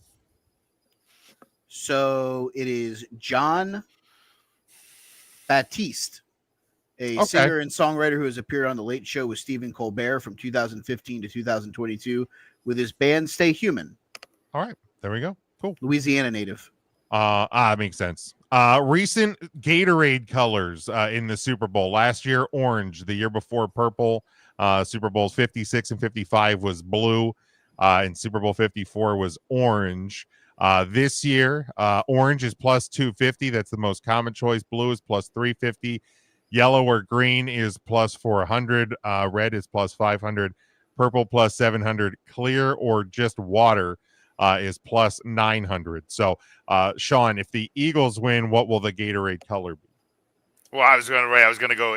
I would throw 2 bets on green and yellow. Yeah, I would throw it on those 2. Yeah, that plus 400 seems pretty good there. Now, granted, the Chiefs have gone orange and purple the last 2 years, so yeah, maybe yellow is the one. Mike, same to you. Do you think yellow green is the fun play there? I mean, it is for the Eagles. I think if the Chiefs win, it has to be Kool-Aid Man red. There you go. Yeah, they haven't done a red yet. So. Oh yeah. Top contenders for the first commercial: Doritos is plus 250, Bud Light plus 300, Pepsi is plus 350, DraftKings or FanDuel is plus 400, Apple is plus 600. I would lean towards any of the sports betting establishments. Yeah, I think that plus 400 on the DraftKings FanDuel is still good. I mean, I used to always think it was Budweiser, but Pepsi always outbids them. If I was going to go non-sports betting, I'd probably ride Pepsi. I feel like that's the way to go. Yeah, I think that's a pretty safe play as well. Odds for the first celebrity cameo: Taylor Swift plus 200, Peyton Manning plus 300, Kevin Hart plus 500, The Rock is plus 600. What does that mean? Like they just cut to them in the crowd? Like that's I think so. I mean, if you're betting this and you don't bet Taylor Swift, why are we having this conversation? Yeah, and I mean him at plus 200. Tie that in with the player cries bet. If they cut to someone a plus other than Taylor play. Swift, That's a nice little cash. If they cut to anyone other than Taylor Swift, it means that the producer had a bet on it. Sure did. Not wrong. Did. That's true. Swift cam. I always think that with all the prop bets, like the over under on the national anthem, like all the guy singing has to do is place a bet or have someone place a bet. Hey, and he can make that happen. What's the line? All right, bet the over for me. Yeah, like in my he's gonna milk it. He's a hometown singer. In my former super secret science job, I used to try and milk that information out of people, but it never I never could get it. And then last one I have here, MVP speeches, your past trends, teammates is the most common choice, God, family, coaches, and the fans. In that order, kind of like your most there's no doubt. the least likely. This year, the odds on this one: teammates first is plus 50, God is plus 200, family plus 300, coaches plus 500, fans plus 750. Just put the parlay on the two. Take Saquon and God. Just take the two. Of them. Yeah, there you go. And I'd like to give all the glory to God. Go the glory to God, but man, these teammates. Just go there you go. Exactly. By the way, did you see him come out today and say that? Here at Super Bowl week that he was incredibly close to signing with Chicago. Really? Like he came out and said he was almost almost all in on Chicago. Like I didn't read the interview. It came across as a headline on my Eagles feed that Saquon Barkley was almost a Bear. And then he said, and then he's like, I'd rather just win. Fast, not so fast, not so fast. Yeah, run away. But man, Bear, that sound you heard today was Bears fans. Just that's it. And to remind everybody, what was that splash sound? That was every Bears fan jumping into Lake Michigan. Just to remind everybody, in case you did forget, the Bears still suck. The Bears still suck. The Bears still suck. The Bears still suck. The song relaxes. The Bears still suck. Really, kind of does. It just reminds me of a given truth. Still suck. There you go. I have. Do you have the prop bets open, or do you just I write do them down? not. Okay, because I kind of want to lock for me here, and Sean, you can squash this if you want. There will be a record set at the Super Bowl. Lock it up. Saquon Barkley will break. I mean, yeah, Willie I saw the Parker's- record. It's not high. No, the longest touchdown run in Super Bowl Oh. history will be eclipsed by Saquon Barkley in this game. What is the longest? It is 75 yards from former Pittsburgh Steeler fast Willie Parker. Oh, well, then in that case, 2 records are broken because the most rushing yards in a Super Bowl is not that high. What is that? That I actually don't know. It's low hundreds. Most rushing yards. 204. Maybe it's higher than I thought. We had a 204, and then it drops down. So I was like, it's doable. But at 75 Washington's Timmy Smith. Everybody's in favorite their 42-10 running back. win. Washington has 2 of the top 3, if I remember. I believe so. Because I think Riggins had a big one. Yeah. 204. Yeah, but you get a 75-yard run. That 204 is looking real doable. It's in play, baby. I just like Saquon for MVP. I mean, don't get me wrong. I would love for the Chiefs to just like if the Chiefs key in on him, if Jalen just wakes up and is like, well, it's going to be me now. I mean, he had a great game against them a few years ago, and minus 1 dropped ball, like 1 put the ball on the ground. Most points scored in a Super Bowl career, Jerry Rice with 48. 48 Super Bowl points scored by Jerry Rice. Super Bowl points. That's Jesus. That's a lot of Now, I assume that does not count quarterback passing because Tom Brady would have crushed that. Yeah, it would actually have to be it would be like Brady rushing touchdowns. Right. Yeah. So I just most looked up, touchdowns in a single game. Roger Craig Rice did it twice.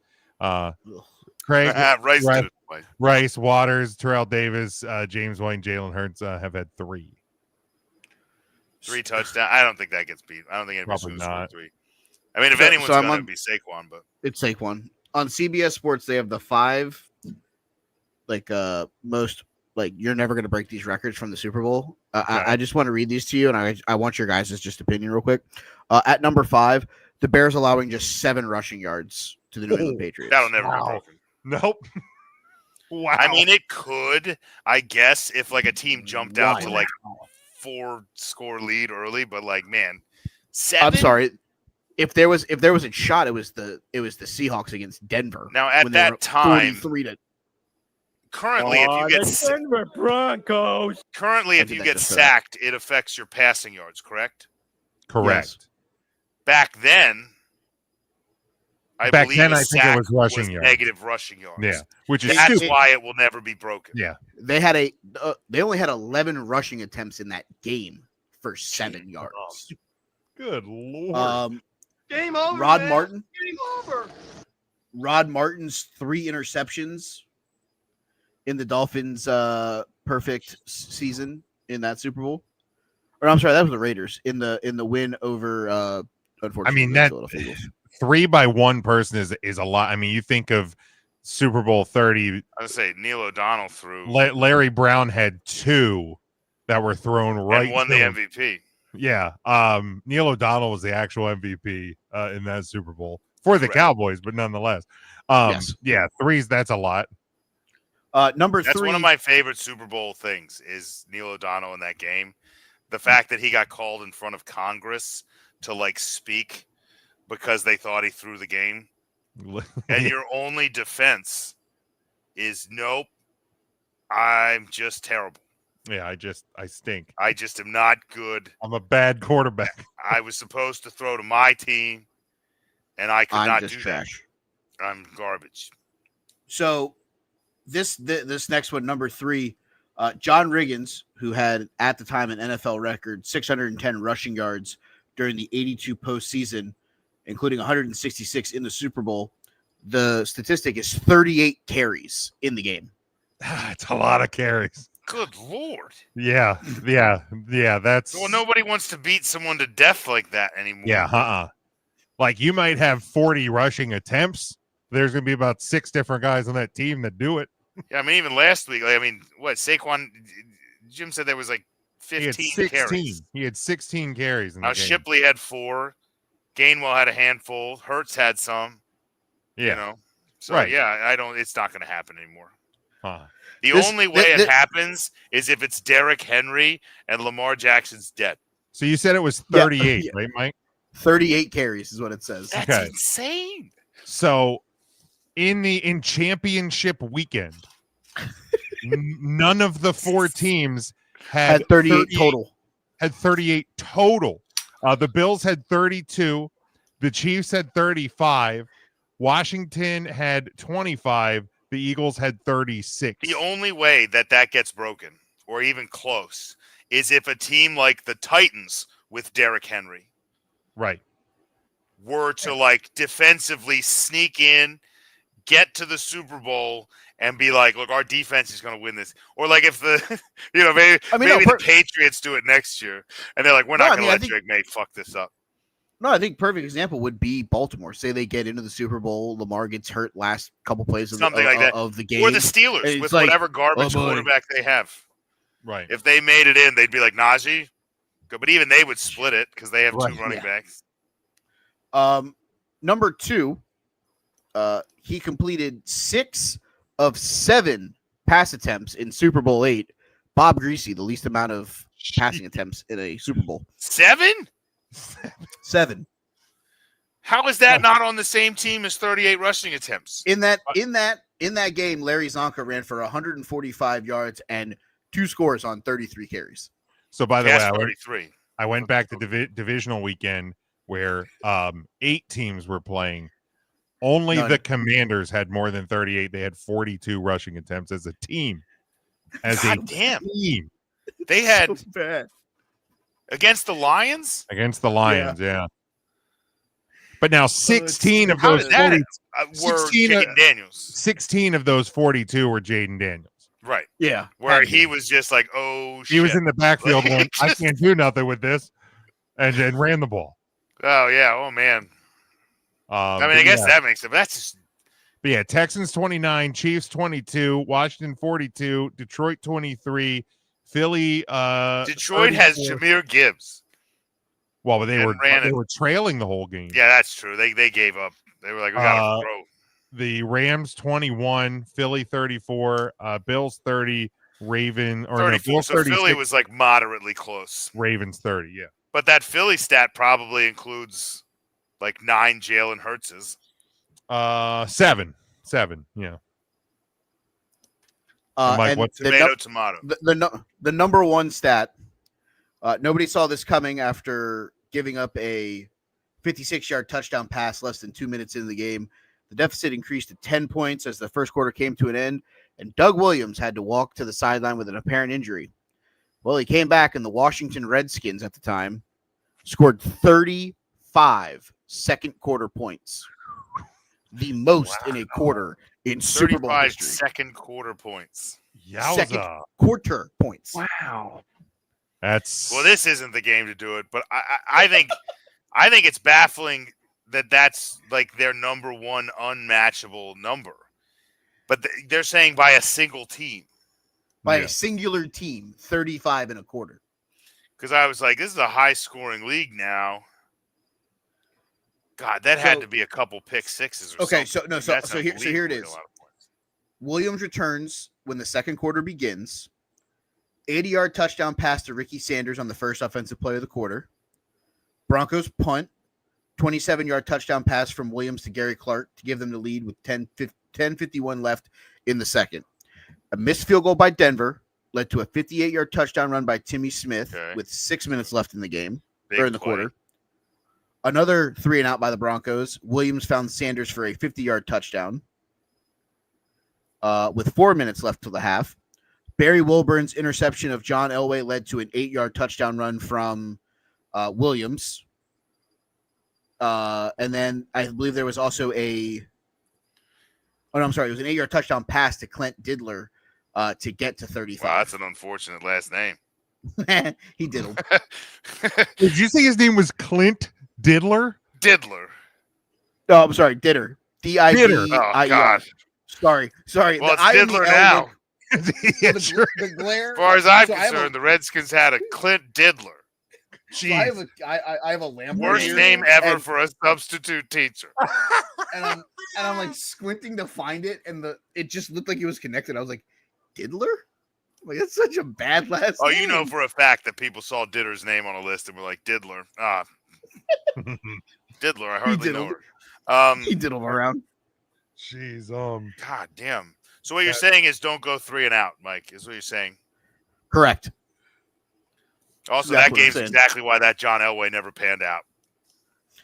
Wow. Just can't recover from a game like that. No one will ever remember. Not when you lose to the Diddler. No one will ever remember the name John Elway. God damn. If I was a fan, that would be. Imagine after that Super Bowl, you were like, "Don't worry, you're still gonna win 2." He'd be like, "Not a chance." Like, are you freaking kidding me? It's just not. Yeah, in that game, Doug Williams threw for the second most touchdowns in Super Bowl, or third most in Super Bowl history. He threw 4 in the 42-10 win over the Broncos.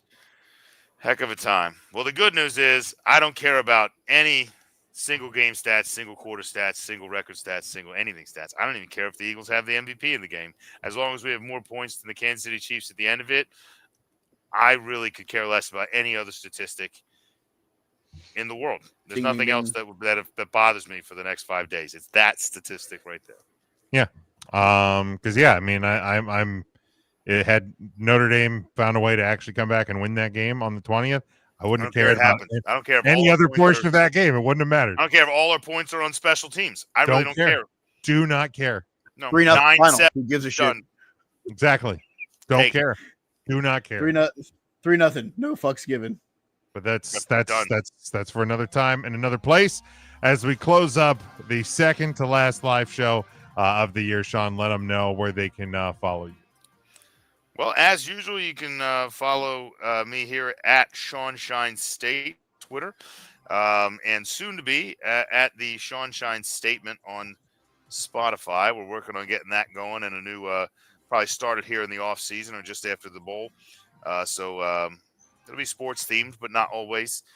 So go ahead and check me out there. You can find me on Spotify at the Sean Shine Statement or Twitter at Sean Shine State. But on Sunday, you can find me at Ferg's in St. Petersburg, where we will be hanging out with the Eagles Nest and their upstairs Big Eagles crew. So go ahead and check me out down there. All right, very good. Mikey B, let them know. You can follow me on Twitter at They Call Me Bird. You can listen to me talk about professional wrestling on the Take 3 Wrestling podcast every Thursday night. 10:30 start time over on the Twitch and on the YouTube. Eventually, we might get Facebook up and running. Who knows? Eventually, hopefully. Go like our Facebook page. I think that's the issue. Like us, subscribe, do all those fun, cool things. Tell your friends. We'll talk Royal Rumble Fallout. Spoiler alert for you, Jim. We may talk about the return of Fandango to NXT tonight. I saw that because Ryan had that as a thing that would happen in the Rumble, and he messaged us and was like, "Oh, 3 days off." So we may talk about Fandango there. But yeah, you can also listen to me talk Sunny Days and Double Plays, a Palm Beach baseball podcast. Playoffs are starting, so I got a playoff preview episode coming up later this week. Man, I like that name too. Sunny Days and Double Plays. That's good. It's good. It's a good one. That's good. Other than that, Ernest at EJ Christian 7, go support him so he can get better internet for the security van. Kyle, we miss you. Matt, have a great vacation. Yeah, and you can get me at Big Jim Sports, but make sure you follow along with the show. We're at Huddle Up Podcast on YouTube, Facebook, Blue Sky, Twitter, and TikTok. You can get us on Instagram at Huddle Up Podcast Inc. You can get us on Twitch at Huddle Up Inc. But make sure you also subscribe to us on all podcast platforms, Apple Podcasts, Spotify, Amazon Music, and everywhere you can find your podcast. Certainly would appreciate that. You can hit the subscribe button on our YouTube channel. Get your merchandise over on our T Public store. We will be live next week to put a final bow on the NFL season and on our live season. After that, we'll go into our off-season program, but more on that next week. Until then, I hope you enjoyed the Super Bowl. Hope if you have opportunities on the game that some of those cash for you. Hope you enjoy the food, enjoy the game. Our last of the NFL season. Until next week, stay safe, stay smart, and as always, go for the win.